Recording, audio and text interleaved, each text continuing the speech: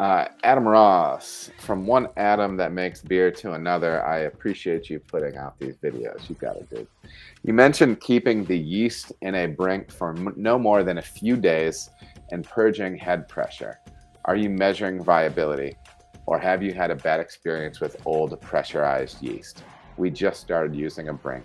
Cheers. A lot of this is built off the recommendations of my buddies at Imperial. So let me make sure I'm answering everything. Yeah, usually when I'm harvesting yeast, I'm harvesting by weight, and so I'm typically going same day.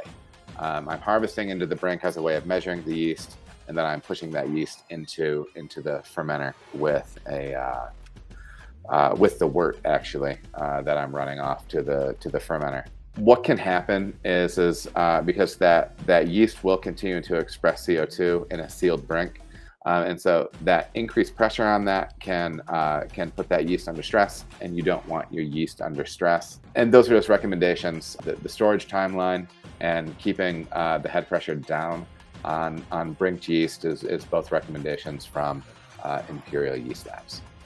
So have I had a bad experience with it at some other place that I have worked? Yeah. So yeah. Anyways, that's kind of my thoughts on that.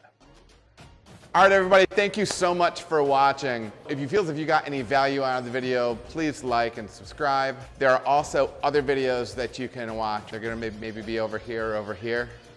Appreciate you watching.